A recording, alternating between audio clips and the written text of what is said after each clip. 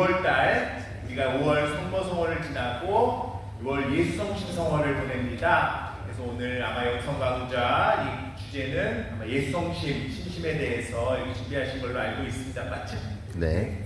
그래서 오늘 예수성심성월, 예수님의 마음, 또 예수님께서 우리를 사랑하신 그 사랑, 그리고 어떻게 보면 그것이 하느님의 사랑을 우리 안에서 드러내주신 거지요. 그 사랑의 모습을 우리가 다시 한번 좀 더 실감나게, 또 우리가 조금 더 이렇게 일상에서 어떻게 생활할 수 있을지 함께 돌아볼 수 있는 그런 시간을 마련하겠습니다. 그래서 오늘 이수환 로마노 원사님 앞으로 모시도록 하겠습니다. 잘 되셨어요? 네. 그래도 여기 오면은 이제 몇 번 왔다고 저 이렇게 올라오는 거 보면은 인사해 주시고 그러시더라고요. 감사합니다. 이렇게 알아봐 주시고 또 이 바쁜 시간에 함께 해주셔서 오늘 덥기는 하네요. 그래서 저도 외투를 좀 벗었어요. 양해해 주시고요. 기도로 시작하겠습니다. 성부와 성자와 성령의 이름으로 같이 해주세요. 온종이 주님께서 함께 계시니 주의 복되시며 예수의 아들 예수님과 복되시나이다. 천주의 성모 마리아님 이제와 저희 죽을 때 저희 죄인을 위하여 빌어주소서. 아멘. 성부와 성자와 성령의 이름으로 아멘. 제가 이제 이거를 찍은 것을 유튜브 채널에 올려요. 올리면은 호계동 신자분들은 안 보시고 다른 신자분들이 보셔요. 그래서 관심 있는 분들은 혹시 오늘 강의 못 오신 분들 같은 경우에는 이 강의를 올리거든요, 유튜브에. 그래서 젊은 분들 같은 경우 쉽게 찾을 수 있어요. 그래서 제 이름이 이수환 로마노잖아요, 그렇죠?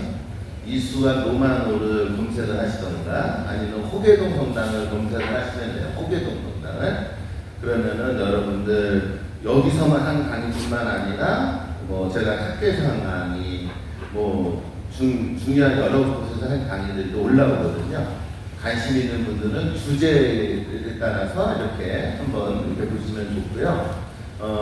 내용은 매우 딱딱해요. 제 강의는 재밌는 강의는 아니지만 그래도 혹시라도 우리 가톨릭 신자분들이 조금이라도 도움이 됐으면 하는 마음으로 강의를 올리고 있습니다. 오늘은 예수 성심 성월이죠. 6월달. 여러분들 예수 성심 성월 하면 뭐가 제일 많이 떠올라요? 네, 예수 성심 성월 하면은 제일 많이 떠오르는 거가 예수님의 심장이라는 그 이미지가 제일 많이 떠오르죠. 그렇죠? 그러면은 우리가 왜 예수 성심 성월을 이렇게 교회에서 지낼까요? 지난번에 말씀드린 대로 5월이 무슨 성월이에요? 성모성월. 성모성월을 통해서 우리는 어디로 향해 가야 된다고요? 예수님을 향해 가야 된다고 그랬죠?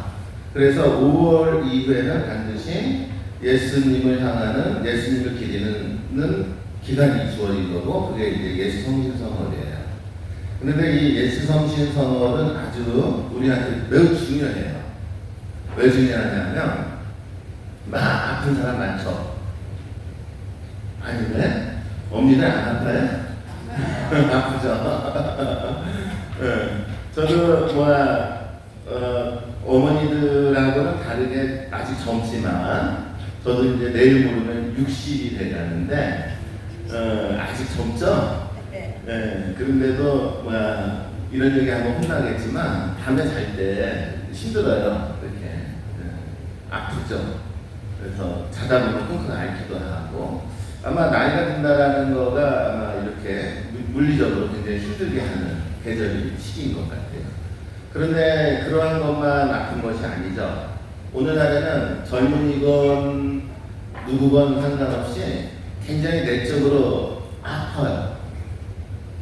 예를 들어서 자기 혐오 때문에 아픈 사람이 있고, 외로워서 아픈 사람이 있고, 불안해서 아픈 사람이 있고 등등. 사람들은 표현을 하지 않지만 이 내적으로 여러 가지 아픔을 겪고 살아요. 바로 예수 성심 성월은 이 아픈 이들을 위한 성월이에요. 누구를 위한 성월이라고요? 아픈 이들을 위한 성월이에요. 그러니까 우리 모두의 성월이죠. 왜 그러면 예수 성신 성월은 이 아픈 이들을 위한 성월이다. 이게 중요하겠죠? 이 예수 성신 성월이 시작된 것은 시기적으로는 한 1600년대, 그러니까 17세기 경이라고 생각하시면 돼요. 그래서 예수 성신이라는 것을 강조하기 시작한 것은 1640년대 정도에서부터 시작된 거예요. 그러니까 역사적으로는 길지가 않은 거예요. 예수 성신 선언을 하는 것은. 그러면은 왜 예수 성신 선언이 이때 이렇게 중요시 여겨지고 오늘날 이렇게 기르고 있을까? 학문적인 얘기인데 다 잊어먹어도 되는데 여러분들 다 알아들을 수 있어요. 17세기에 얀센이라는 사람이 살았어요. 이 17세기에 얀센이라는 사람은 주로 무엇을 강조했냐면 오직 하나님의 은총을 강조했어요. 뭘 강조했어요? 은총. 근데 은총을 강조하다 보니까는 뭘 약화시키냐면요, 인간의 자유의지를 약화시켰어요. 그러니까는 우리가 구원을 받는다라고 얘기를 했을 적에 오직 하나님의 은총만으로 구원을 받는다라고 얘기한 사람이 얀센이라는 신학자예요. 굉장히 유명한 신학자예요. 이게 틀린 얘기는 아니죠. 은총을 통해서 구원을 받는 거죠. 맞죠? 그런데 잘못된 것이 있어요. 사실은 하나님의 은총을 통해서 구원을 받지만 우리가 노력해야 돼요. 뭐 해야 된다고요? 노력해야 돼요. 우리가 노력하지 않는다라는 거가 빠지면 큰일 나는 거예요. 그래서 우리 인간이 노력하고 하나님의 은총을 주시고 이것이 상호관계이거든요. 그런데 이 사람은 오직 하느님의 은총으로만 구원이 이루어진다는 신학적인 주장을 하기 시작을 해요. 그러면 이 사람이 이런 주장을 한 이유는 뭘까요? 원죄예요. 뭐라고요? 원죄. 인간이 원죄로 인해서 본성이 완전히 타락했다는 거예요. 그래서 인간이 아무리 노력을 해도 구원에 이를 수 없다는 거예요.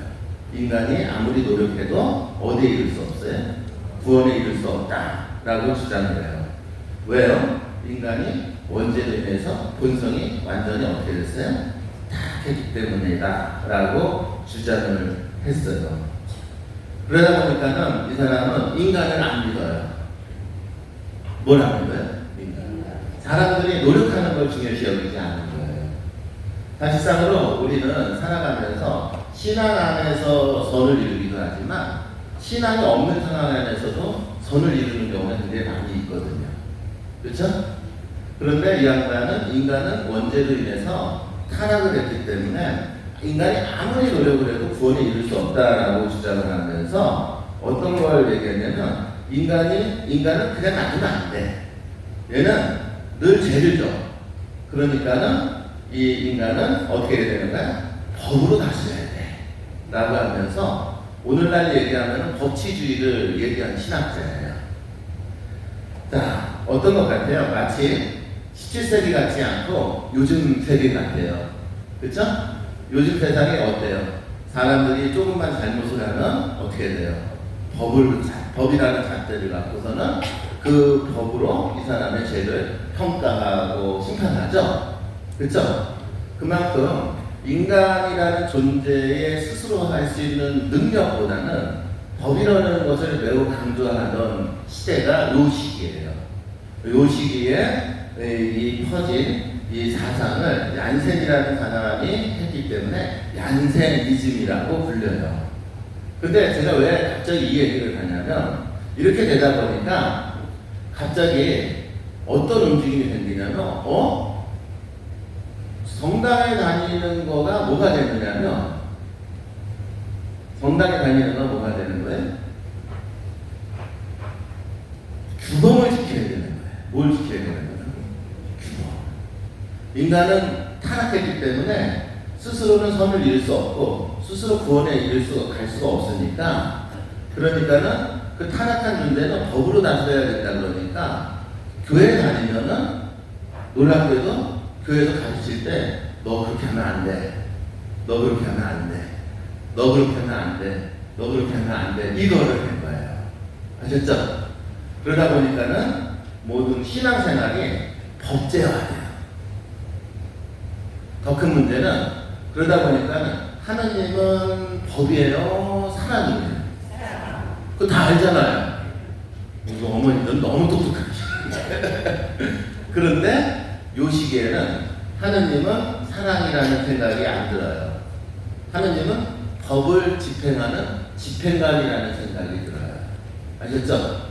그래서 요 시기에 17세기에 이 프랑스에서는 우리 신부님 여기 본당 신부님 이렇게 있죠?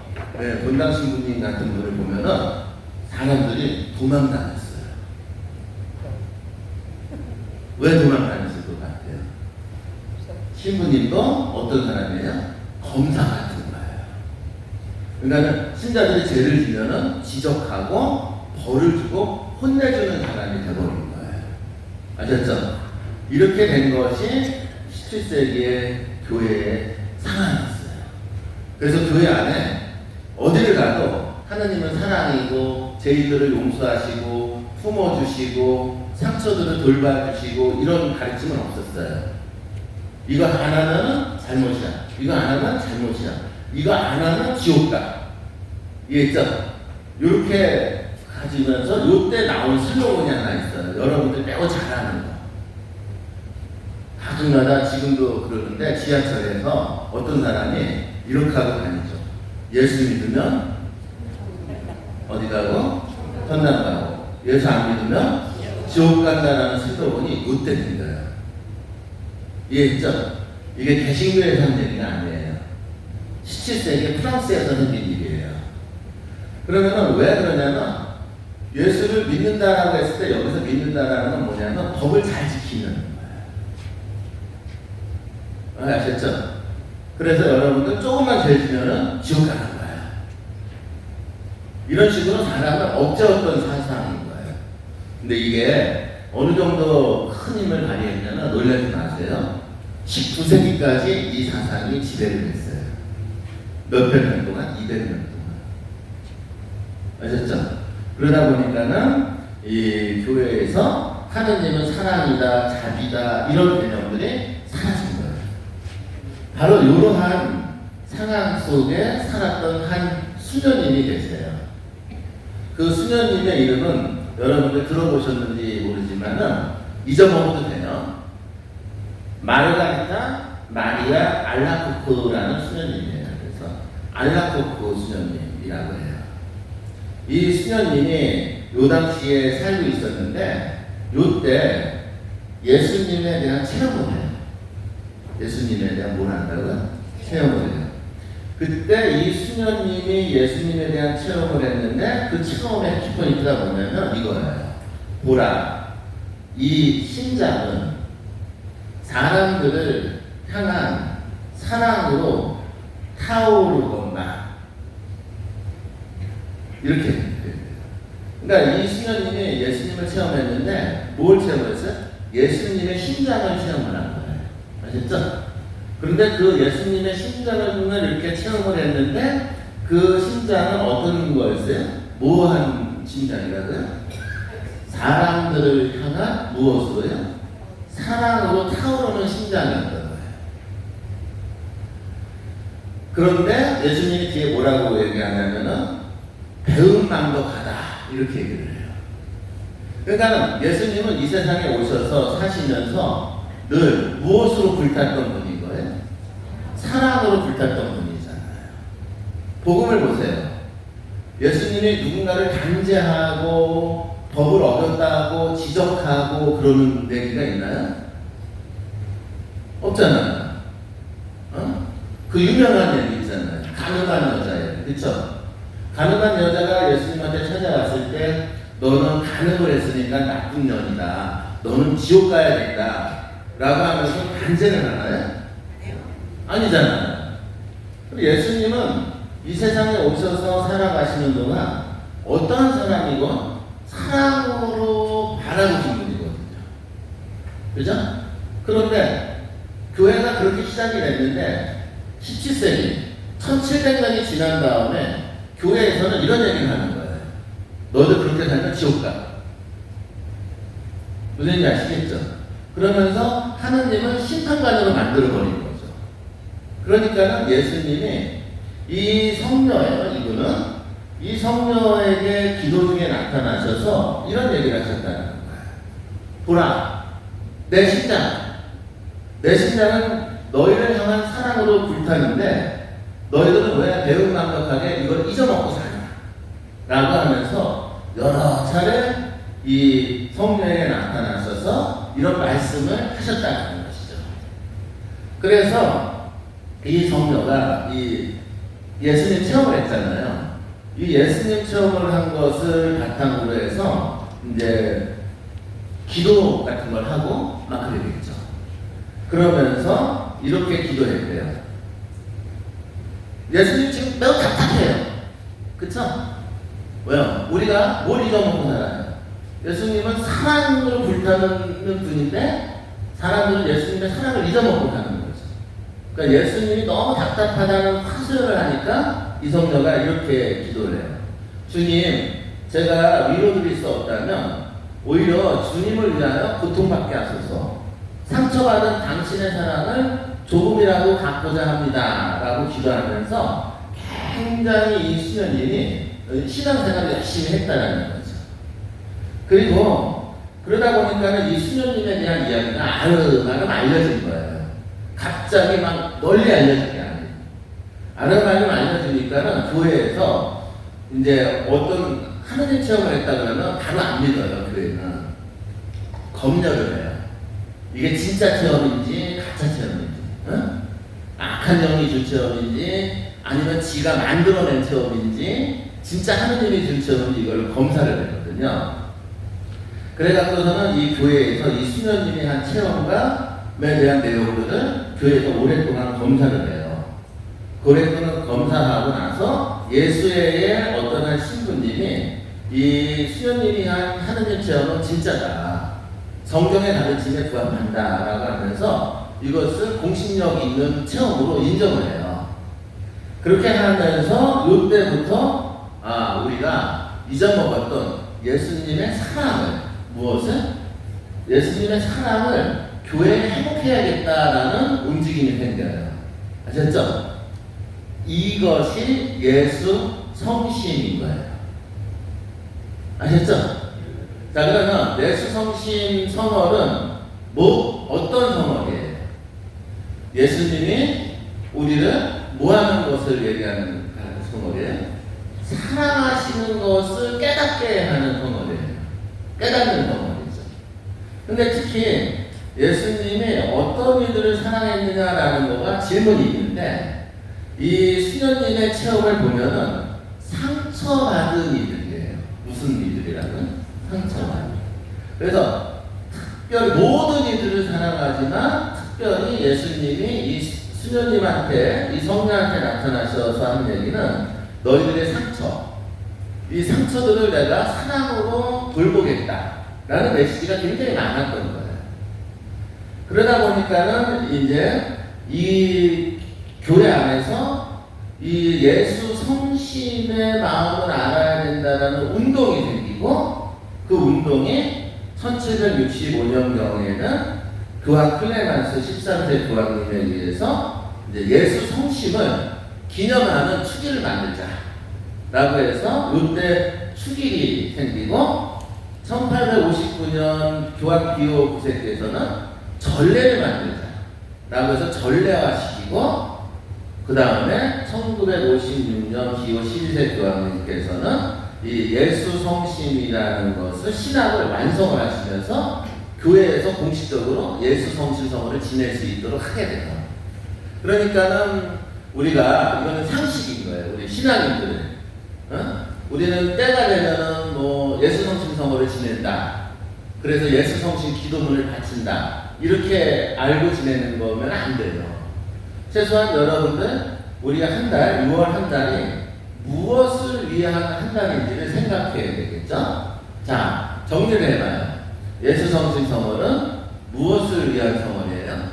죄를 주는 성월이에요? 아니면 상처받은 이들을 바라보는 덩어리예요. 상처받은 이들을 바라보는 덩어리예요. 특히 누구의 마음으로? 예수님이 모든 일을 사랑하는 마음으로 상처를 들여다보고 그러다 보면은 치유가 이루어지는 덩어리예요. 그래서 여러분들 아까 처음에 제가 이렇게 시작했잖아요. 아프죠 그랬잖아요. 그렇죠? 특히 젊은이들도 많이 아파요. 모두 다 아파요. 여러분들 내면 안에 굉장히 많은 상처가 있죠? 그 상처들을 예수님 앞에 나와서 보여주면 예수님이 사랑으로 여러분들의 상처를 어루만드는, 이해하셨죠? 그렇죠? 그런데 그렇게 하기 위해서는 먼저 여러분들이 하나 알아야 되는데 예수님이 상처받으신 거 알아야 되는 거예요. 뭘 받는 걸 알아야 된다죠? 상처받는 거. 예수님이 십자가에 돌아가실 때만 상처가 있는 것이 아니라 이 성경의 가르침에 의하면, 교회의 가르침에 의하면 지금도 예수님은 상처받는데요. 왜요? 사람들이 예수님을 잘못 알고 있는 거예요. 사람들이 예수님을 잘못 신앙하고 있는 거죠. 교회가 예수님의 말씀을 잘못 가르치고 있는 거예요. 이런 일 때문에 예수님이 지금도 상처받고 있다라는 것을 잊지 말아야 되는 거예요. 그래서 예수님의 상처를 받고 있는 그 모습 안에서도 바로 그 상처받는 분이 이게 여러분들의 상처를 알고 그래서 이 상처의 달, 그래서 상처받는 이들이 서로 보듬지 않고 함께 살아가는 달, 그 달을 기념하는 거가 무슨 선물인 거예요, 여러분들? 예수 성신 선물인 거예요.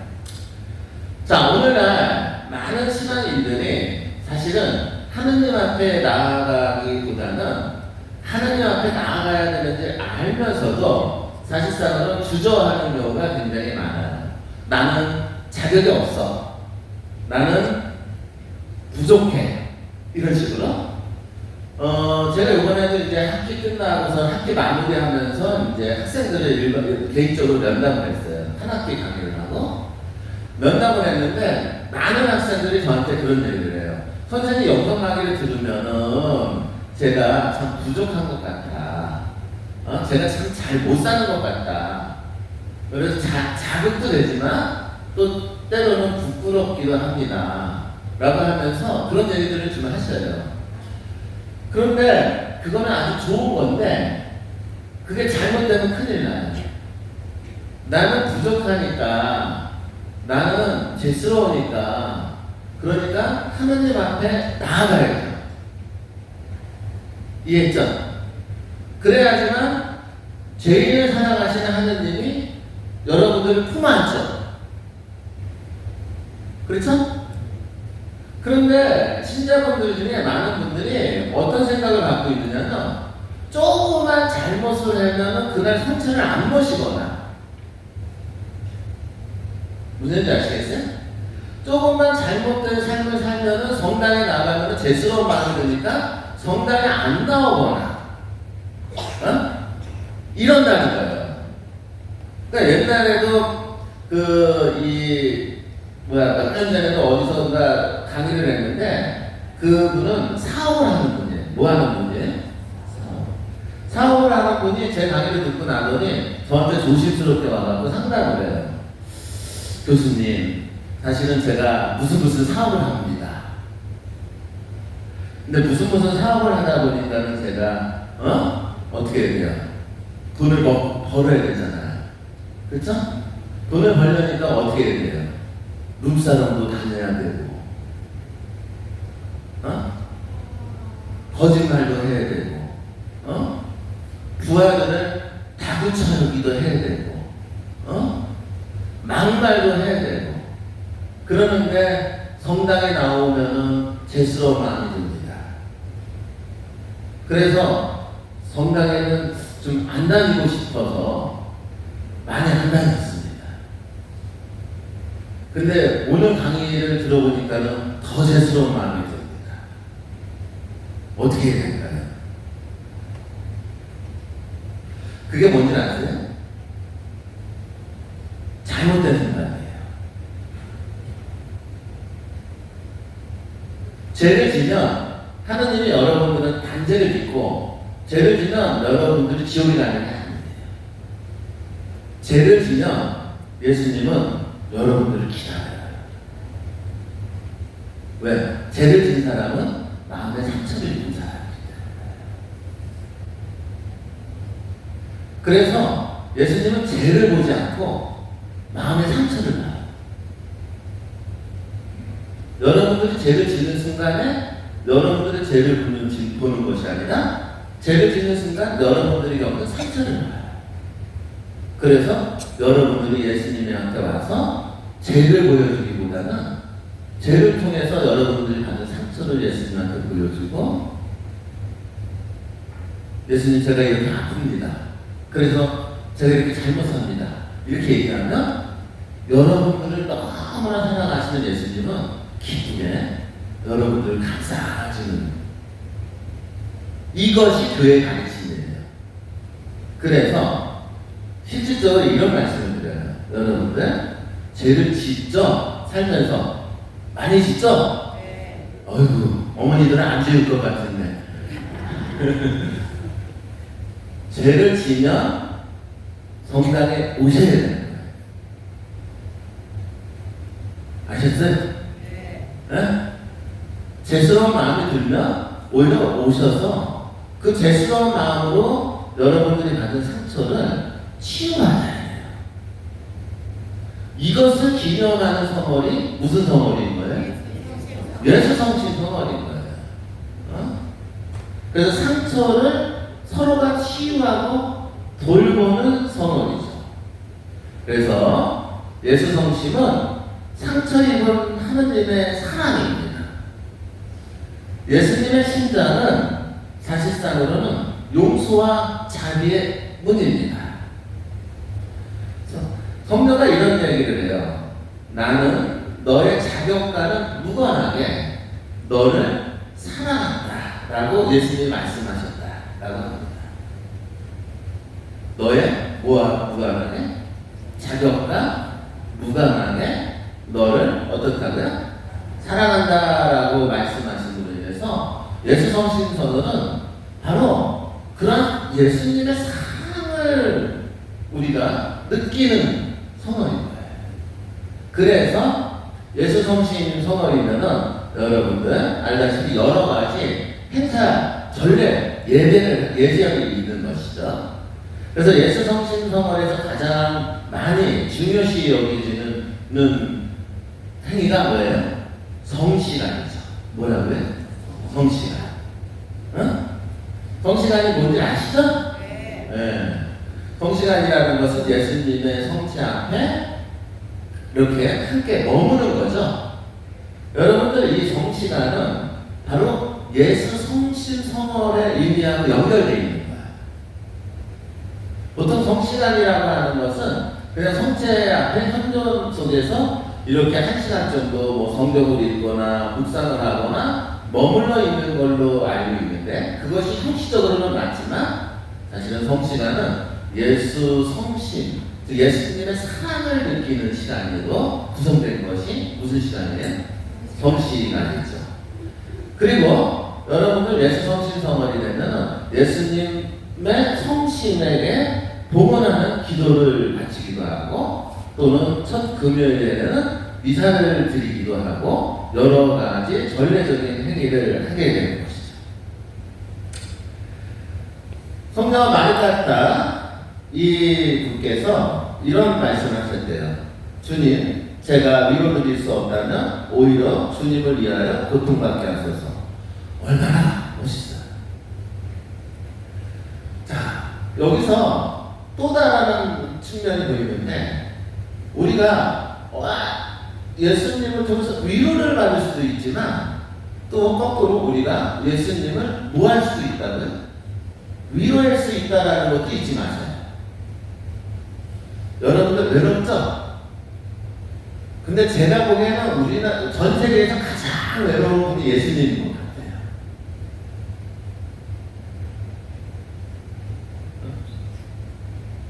왜 그런 것 같아요? 제가 딸아이가 좀 멀리 살아요. 그러니까 저는 수원에 살고 딸아이는 일산에 살거든요. 근데 일산에 살면은 이제 거기에서 이제 직장 생활을 하는 거죠. 직장 생활을 하는데 토요일 날이면은 기다려요. 누구요? 딸이요. 근데 얘가 잘 안 와요. 그러면 섭섭해요. 무슨 얘기인지 아시죠? 왜요? 나는 부모는 자식을 너무 사랑하기 때문에 뭐 별 일이 없어도 그냥 보기만 해도 기쁘거든요?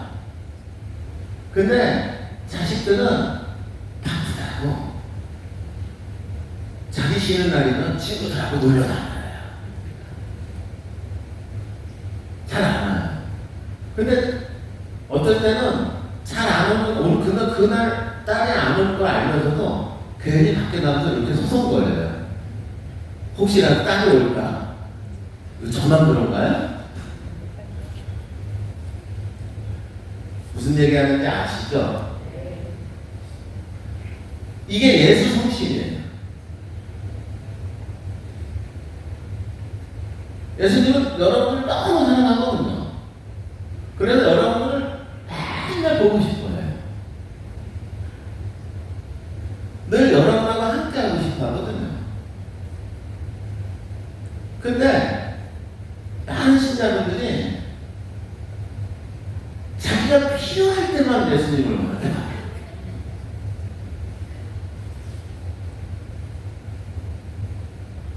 예수님의 외로움을 달래주려고 오는 분은 많지 않아요. 오히려 자신이 힘들 때는 예수님 앞에 와서 울고불면서 예수님 이것 좀 도와주세요. 요거는 잘해요. 그러다가 자기가 편안하고 경제적으로도 여유 있고 시간도 많고 건강하고 그러면은요 성당에 뭘 다녀?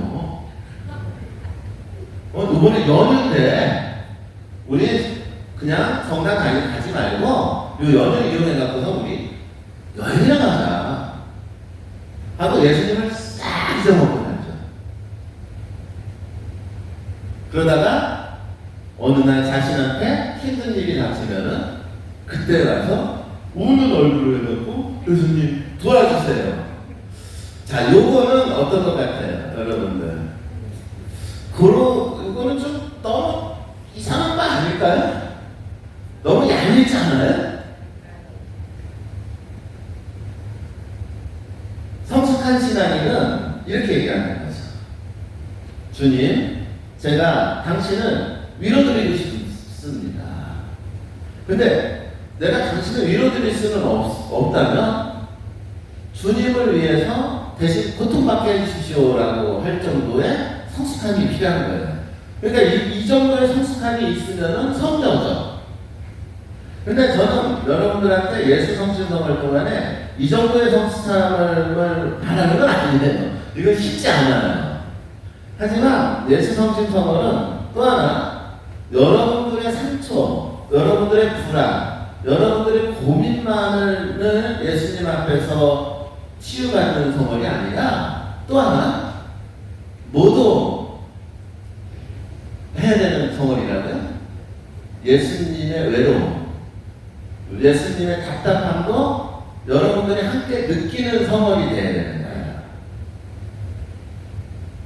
그래서 여러분 한번 느껴보세요. 잠깐 생각해보세요. 여러분들은 사랑이신 예수님을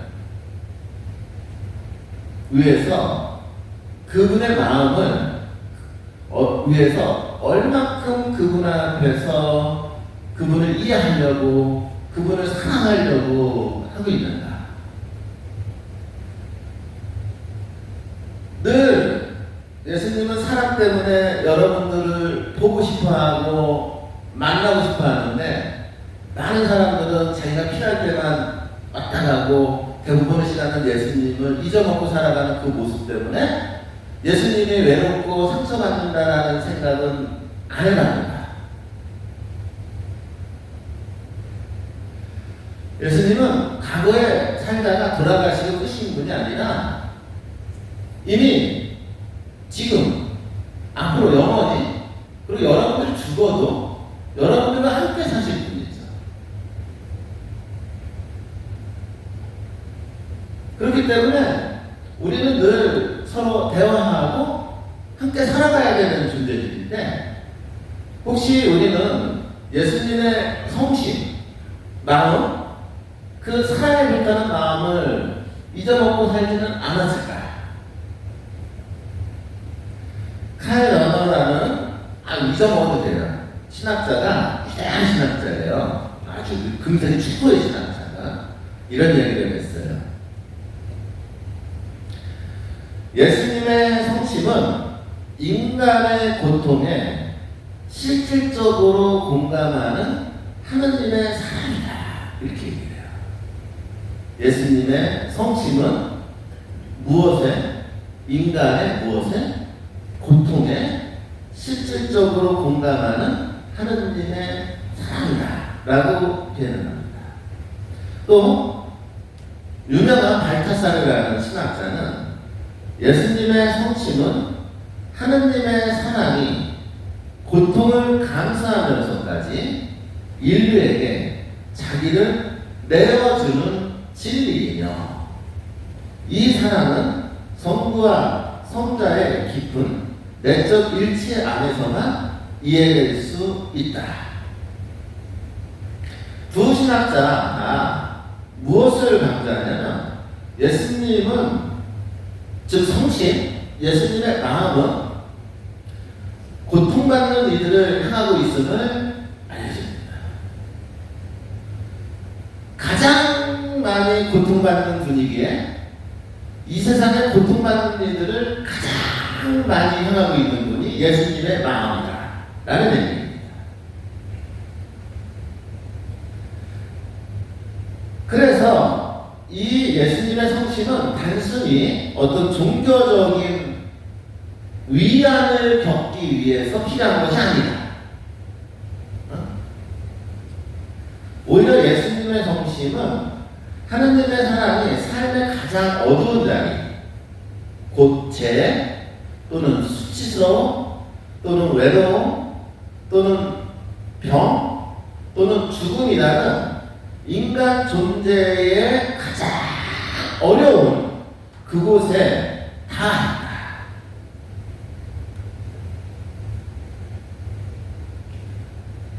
하느님의 사랑은 인간의 비참함을 넘어 초월한다. 그래서 제가 여러분들한테 이런 질문을 하나 드리고 싶어요. 저희 아버지는 천당 갔을까요? 라는 질문을 여러분들한테 드리고 싶어요. 저희 아버지는 제 기억으로는 54살까지 알코올 중독자였어요. 그래서 우리 아버지는 54살까지 자식들을 두들겨 패는 분이었어요. 그래서 저는 중학교, 고등학교 다닐 적에 아버지한테 맨날 매일 맞아서 집에서 쫓겨나고 갈 데가 없어갖고서는 성당에 와갖고 성체조례하고 그랬거든요. 우리 어머니는 그런 남편이 만나서 병이 많이 걸려갖고 아주 그냥 온갖 고생을 다 했어요. 우리 누나들은 그런 아버지 밑에서 사는 거 너무 힘들어서 우리 누나들은 중학교 졸업하자마자 가출했어요. 아버지하고 결별을 했어요. 근데 우리 아버지는 조금 정신 차리고 살다가 젊었을 때 하도 그 알코올 중독이 심해서 알코올성 치매로 인해서 이 정신질환이 와갖고 정신병원에 누워 계시다가 돌아가셨거든요.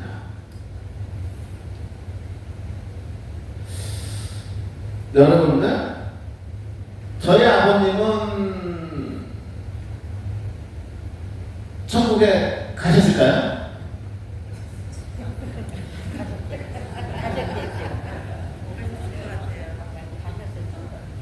자, 예수님은 여러분들의 죄를 보지 않습니다.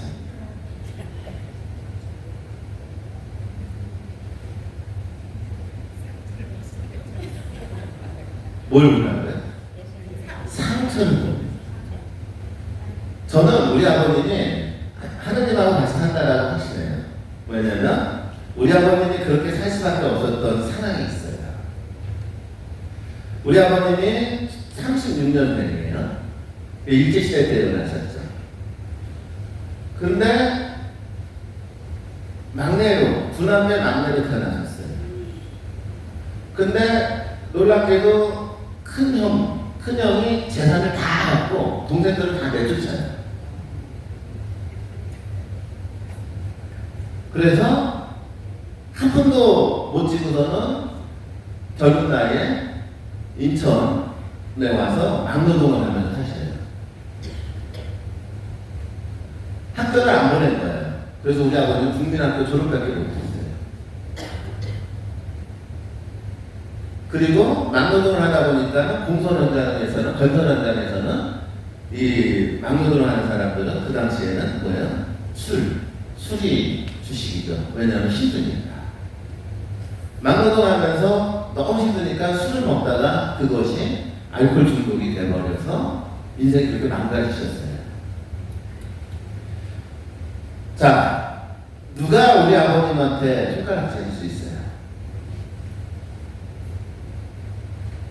우리 아버님이 겪어야 되는 상처는 누가 들을 수 있어요? 자식들도 이해를 못해요. 왜냐하면 자식들은 우리 아버님이 겪었던 내적인 상처를 몰라요. 저도 몰랐어요. 근데 아버님이 돌아가시는 그 과정들을 지켜보고 하면서 저는 우리 아버님이 정말 바득바득 상처받고 살았다는 걸 알아요. 상처받은 영혼이기 때문에 우리 아버님은 상처를 아시는 예수님의 사랑으로 인해서 분명히 지금 저는 하나님하고 함께 있다고 믿어요.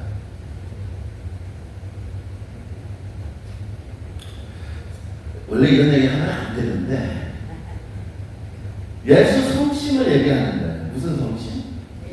예수 성심. 여러분들 그러면 안 돼요. 저 사람 죄인이니까 지옥 갈 거다. 이거 가톨릭 교리 아니에요. 그거 개신교라든가 얀센이자들이 하는 거예요. 율법자들이 하는 거예요. 그 어떤 교황님도 그렇게 얘기하지 않아요. 근데 안타깝게 한국 신자분들 중에 그런 식으로 생각하고 말하는 분들이 있어요. 안 돼요. 왜요? 예수 성심이 이거를 얘기하고 있어요. 아까 말씀드렸죠? 예수 성심이라는 것이 왜 중요시 여겼다고요? 사람들이 하느님을 뭐로 보고 시작했다고요? 심판자. 예수 믿으면 어디 가고? 천국 가고. 예수 안 믿으면 어디 가고? 지옥 간다라는 이러한 잘못된 생각 때문에 이것이 잘못된 거기 때문에 이것을 고치기 위해서 예수님이 한 성녀에게 나타나셔서 너희들 참 배은망덕하다. 나는 이렇게 잘못 이해하고 있구나. 나는 너희들을 죄를 주고 심판하는 심판자가 아닌데 너희들을 왜 그렇게 하냐 라고 울부짖었던 거가 바로 이 예수 성심성을 키워내요.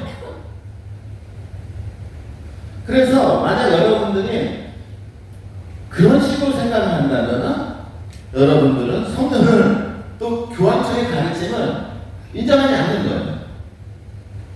중요한 건 상처고 상처받은 이들을 감싸하시는 그들과 공감하시는 예수님의 마음을 이해하고 그 예수님 마음을 이해한 사람이라면 여러분들도 죄를 지면 또는 외로우면 또는 내가 상처가 있을 적에 고통 중에 있을 적에 어떻게 해야 돼요?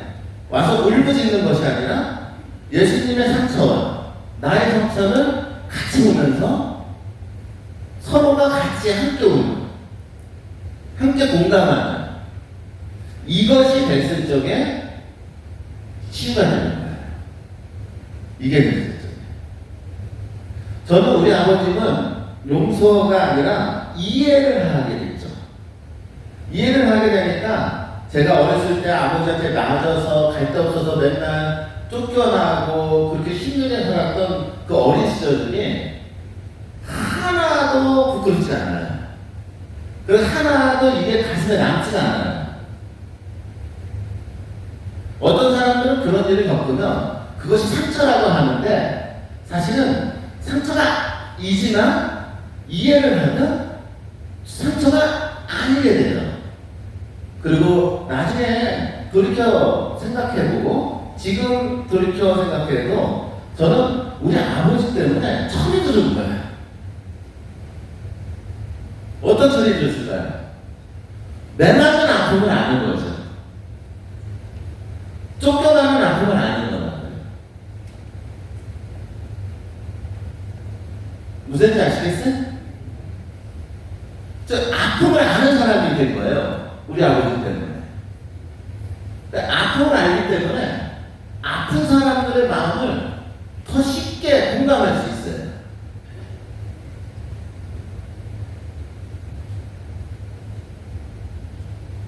이해했죠? 예? 근데 요즘은 어떻게 해요? 아프면 안 돼요. 그죠? 그러면 아프면 피해야 되죠? 그래, 아프면, 이 아프면 없어야 되겠죠? 근데, 여러분들, 영성가들, 성인들, 그리고 신학자들은 이렇게 해요. 아파야지만 아픈 이들에게 빛이 됩니다.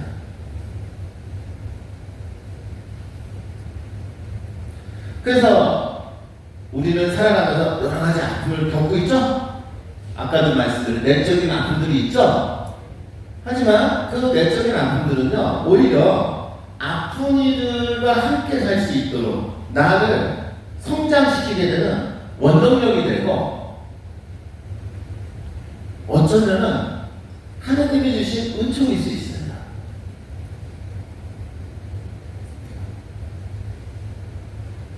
이렇게 얘기하면은 저한테 와갖고 돌려줄 분이 있어요.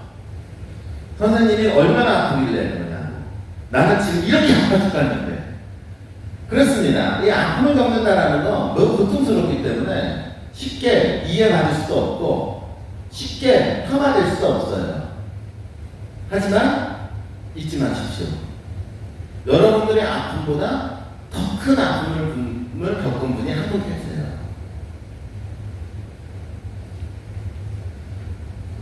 그 아픈 분은 사랑으로 가득 차서 지금 아픈 이들을 보고 계셔요. 왜요? 자신이 아파왔기 때문에. 왜냐면 예수님은 왜 십자가에 매달려서 돌아가셔야 됐을까요? 바로 이 이유입니다. 구원은요, 여기서 시작되는 것이죠. 여러분 한번 생각해 보세요.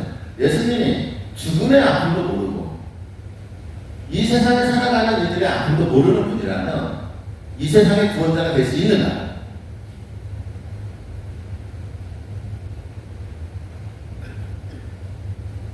될 수 없습니다. 그렇기 때문에 예수님은 가장 아파야 했습니다. 그래서 저는 예수님을 신앙하죠. 그냥 이 양반이 신이니까, 하나님의 아들이니까 신앙하는 것이 아니라 이 양반이 이 세상 구원을 위해서 가장 처참한 상황까지 내려갔던 분이기 때문에 그 처참함 속에서 사랑으로 불타 올라왔던 분이기 때문에 저는 그리스도교인이에요.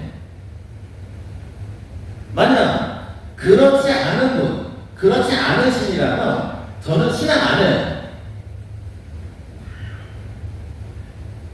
왜냐면 그 사람들은, 그런 신은 우리 아픔을 결코 보도나 안아줄 수 없기 때문이죠.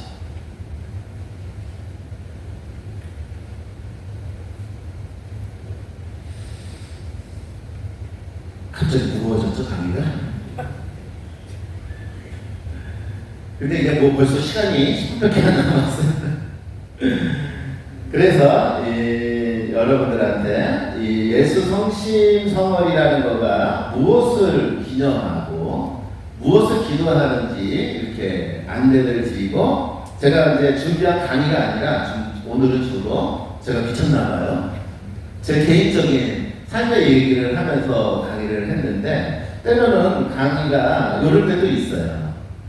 그러면 이제 마무리하는 의미로 예수 성신 기도문들을 몇 가지를 여러분들한테 의미를 좀 안내하면서 마무리를 할 거예요. 이제 10분 남았어요.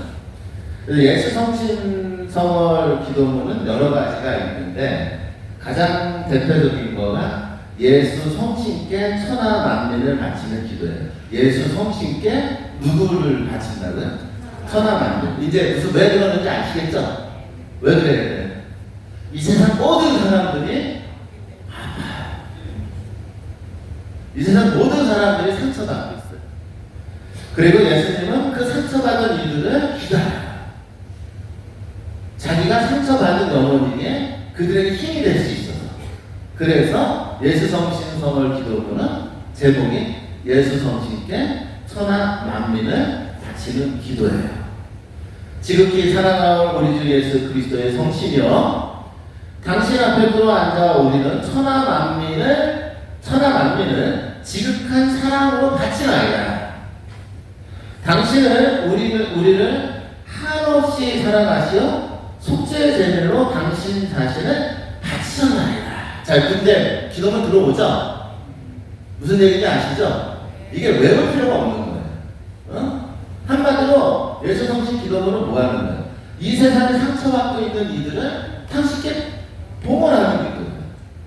왜? 당신은 우리를 위해서 사람 때문에 가장 많은 고통을 받으신 분이기에 당신만이 그들에게 위로가 될 수 있으니 상처받은 이들은 당신께 어떻게 합니까?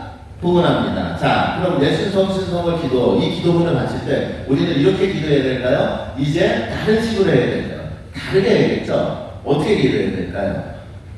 내 옆에 내 친구가 누가 예수님 사랑하고 지극히 사랑하는 우리 예수 그리스도님 당신 앞에 들어 앉아 마리아를 봉헌합니다. 베드로를 봉헌합니다. 아니, 내 상처를 봉헌합니다.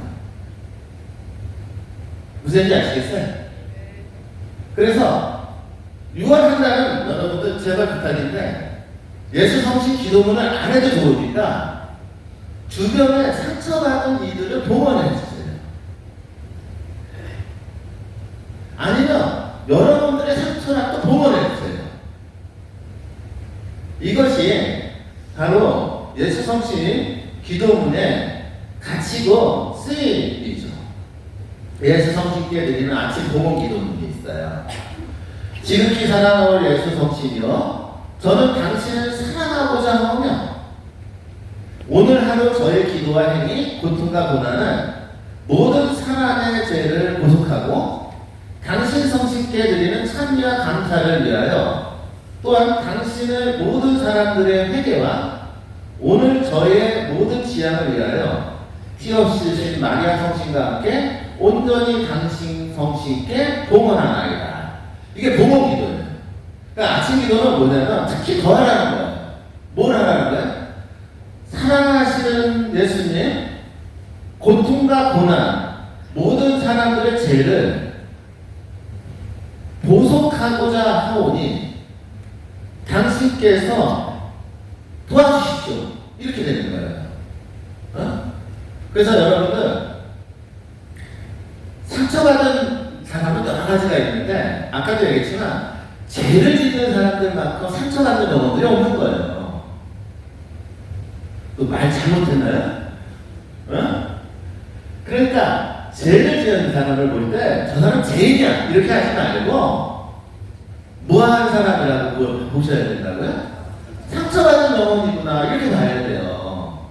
그래서 여러분들 특히 죄 지은 사람들이 보석할 수 있도록 그분들이 죄를 지으면서 받은 상처를 예수님이 치유할 수 있도록 이렇게 지향을 두고 기도를 해야 돼요. 아셨죠? 그랬을 적에 세계 평화가 이루어지는 거고, 그랬을 적에 뭐 요즘 정치적으로 얘기하면 통합도 되는 거예요. 무슨 얘기인지 아시겠어요? 이해했죠? 응? 그러니까 요즘 보면은 우리나라 보면은 너무 한쪽을 너무 이렇게 제일시해요. 근데 여러분들 그렇게 하기 이전에 먼저 생각하세요. 죄를 짓는 사람들은 무슨 영혼이라고요, 여러분들? 상처받는 영혼이다. 예수님은 그들을 어떻게 한다? 사랑으로 도와주시고자 한다. 이거 잊지 마시고 그들을 위해서 그들을 봉헌하는 그런 한다.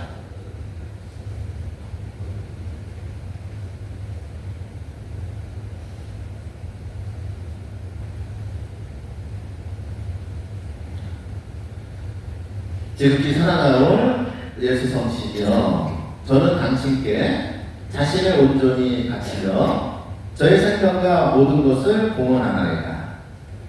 당신 사랑에 불타는 심장에 저를 숨겨주시어 오늘 제가 생각하고 말하고 행동하는 모든 것이 오로지 당신의 영광을 드러나게 하소서.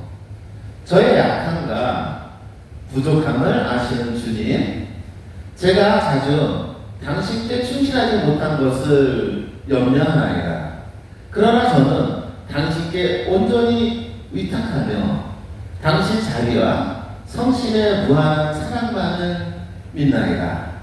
지극히 거룩하신 성모 마리아 성신과 함께 저는 오늘 이 시간 당신 성신께 저를 봉헌하나이다. 저를 당신 뜻대로 이끌어 주소서. 당신의 사랑 안에 끝까지 머물게 하소서. 이것이 또 다른 기도문이에요. 여기서는 나예요. 자, 오늘 강의 1시간 가까이 했는데 아주 단순한 그런 거예요.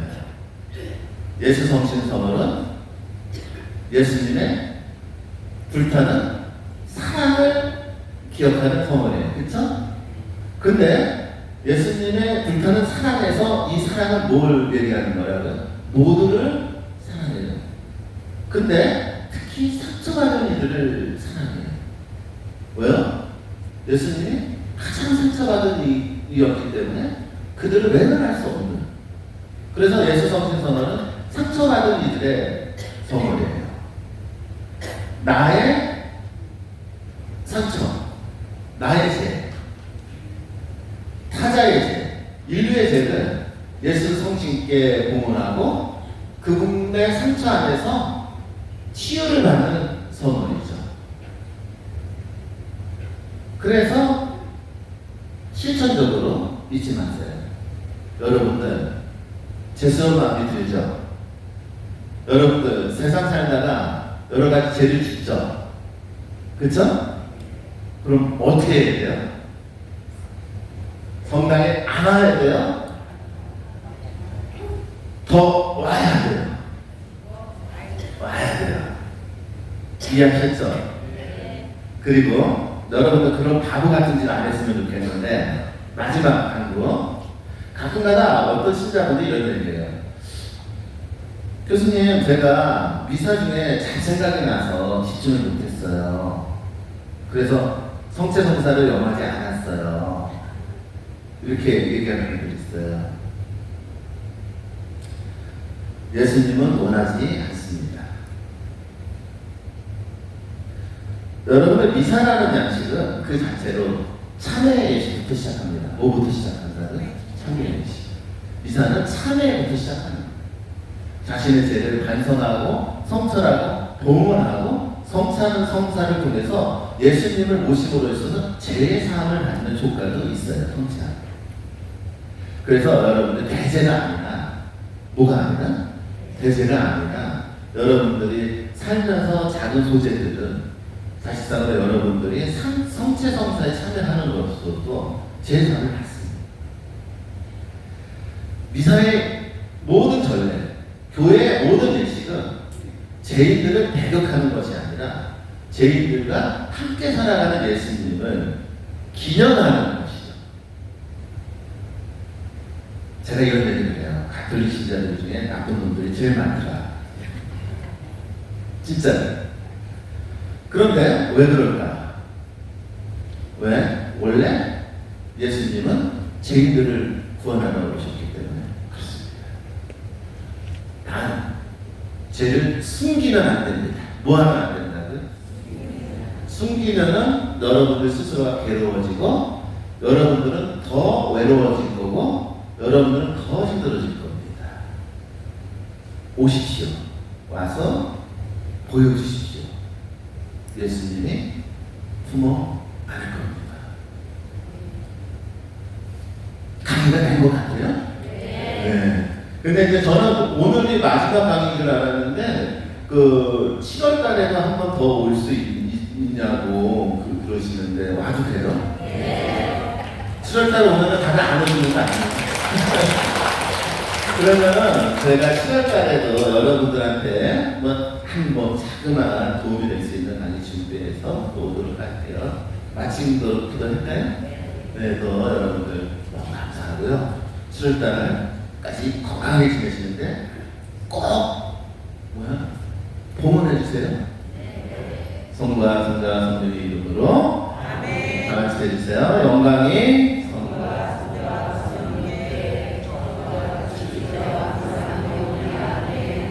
성부와 성자와 성령의 이름으로